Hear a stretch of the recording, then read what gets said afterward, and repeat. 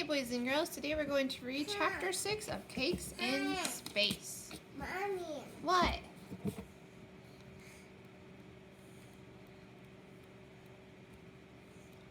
Well, this looks like another long chapter, so I'm going to divide it into 2 sections, so we'll finish Chapter 6 on Friday.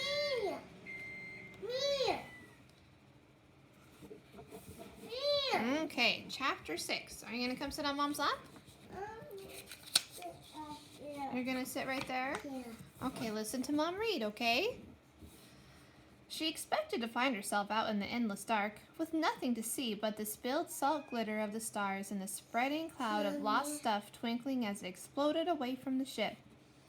Instead, she was in a kind of bag. It was a big bag, but it was already so full of things that had been sucked out of the ship that it was quite hard to move without bumping into something, a switched-off robot or a tumbling packing crate. Slowly, the currents that swirled through the bag brought her close to its side. It was made of transparent stuff, and she could see out through it. Did you see the pictures of the stars? Okay, do you want to come sit on my lap? No. Okay. The ship was below her, and above her was another ship, a grimy, lumpy, grungy, chunky, mechanical muddle of a ship, covered with mysterious stencilings that might have been letters or numbers, bristling with prongs and antennas, and a little blister windows. The bag in which Astra was trapped was attached to a big nozzle on the side of it. "Hey!" she shouted, smacking her gloved hands against the side of the bag. It was taut, but it yielded slightly like a big sheet of rubber. She kicked and punched at it until a finger of light came sweeping across the outside of the bag and dazzled her. It was a searchlight mounted on a strange spaceship. Yeah, that's Dad's. No. "Stop it!" Astra shouted. "You're sucking everything out of our ship!" The light kept shining on her. She shielded her eyes with her hand. Something moved on the outside of the bag. For a moment, bedazzled, she was afraid it was another tentacly black oil spill thing, but it was not. It was a monster, all right, but a different sort of monster. A squat, plump, No. one in grease-stained spacesuit like a grubby... A big monster? Yeah. Okay. Like a grubby chimney pot with a nest of eyes on stalks poking out of its helmet. "Pluga! Stoopy!" shouted the creature, its voice loud and buzzy on her helmet radio. "Brixit! Floop!" "I'm sorry," said Astra. "I don't understand." A baby Jew. "Quindabooty! Flare! Flarpoo! Scooge!" the creature shouted. But it wasn't talking to Astra now. He turned to look up at his spaceship and was gesturing with all 3 arms to another of its kind in one of those bubble windows. A roaring noise so big that Astra hadn't even noticed it fell and suddenly silent. The engine that had been pulling air and junk and Astra out of the hole of the spaceship's hatch was switched off. The eddies of the stuff was in the bag eddied slower. Astra went with them, drifting away from the bag's side, out of the light, out of sight of the creature outside. But soon, through the tumbling flotsam of the shifting windows, the creature came looking for her, fluttering along on a little vehicle like a flying scooter, with 2 or more just like him, clinging to the back. "Pluga!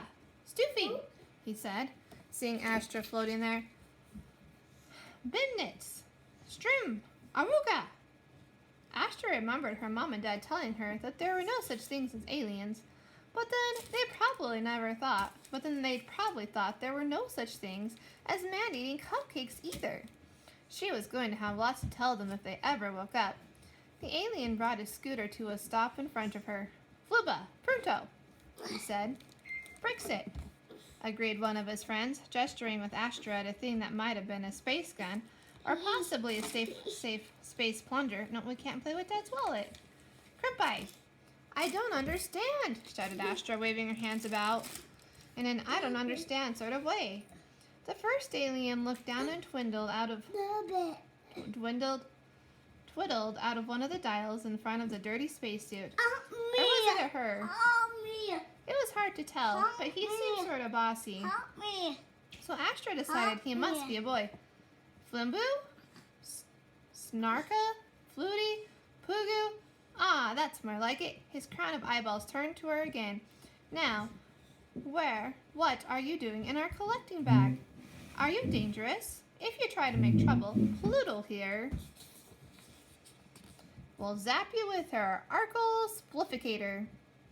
Astra looked nervously down the hole in front of the plunger thing, which the second alien was still pointing at her threateningly. The first alien might not have been able to find a translation for Arkle Splificator, but Astra still felt pretty sure that she didn't want her Arkles splificated. The last thing she needed now, she felt, were splificated Arkles. She put her hands up. Quiet. I didn't mean to end up in your bag, she said. But what do you expect Quiet. if you start making holes in other people's ships and sucking stuff out? The three aliens huddled and whispered together. Astra heard their leader say, "But the horror told us that there weren't any live ones in there," before he remembered to switch off his translator.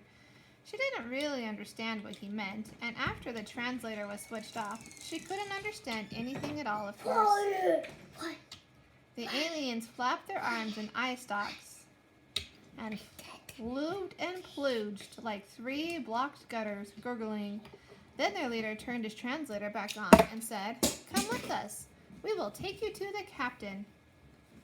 They hauled her aboard their space scooter and set off through the bag, up the nozzle and through the open airlock into the alien ship. It was nothing like Astra's ship. It was rusty, musty, dusty place full of big plastic bins where the things that had been sucked from other ships were stored. Things that, you're going to sit right there? Okay. Things that might have been like cobwebs billowed from the battered ducting. Things that might have been candy wrappers drifted to and fro. It looked as if these aliens had never heard of tidying up. "Here we go," the alien leader said, steering the scooter into an open area under a big window.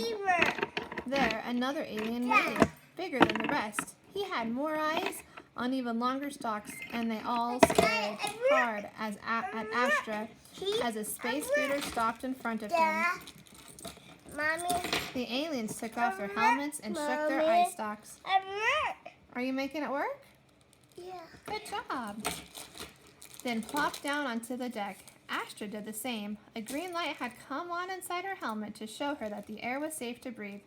Well, of course it was. Most of it had been stolen out of her ship.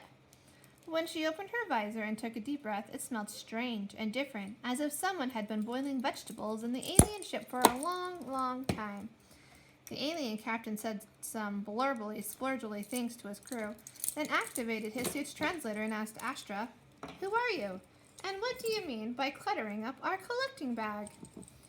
Astra had had enough of this. Somehow, now, she'd seen how messy their ship was, and she wasn't so frightened of these creatures. In place of her fear, she was starting to feel anger. "What do you mean," she shouted, "by stealing bits of my ship and cutting holes in it and vacuuming stuff out?" The alien captain drew himself up to his full height and waved his eye stalks at her impressively. "Stealing?" he said. "We are not thieves. This is a salvage ship. We are Ploglights of Quarrel, the best deep space salvage experts this side of Quingwalawa.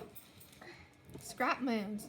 When we spy a drifting ship, we send our scouts aboard to make sure it's abandoned, then attach our collecting bag and suck out a sample of the salvage. And if it seems like good stuff, then we go aboard and begin dismantling it. The samples we have taken from this ship look promising, very promising. And then we find you. Who are you? Where did you come from? Do you work for the Quingwala Salvage Corporation? Because if so, you can go straight back to your scrap moons and tell your masters that the Ploglights of Quarrel found this wreck first." And we're going to stop there today, boys and girls.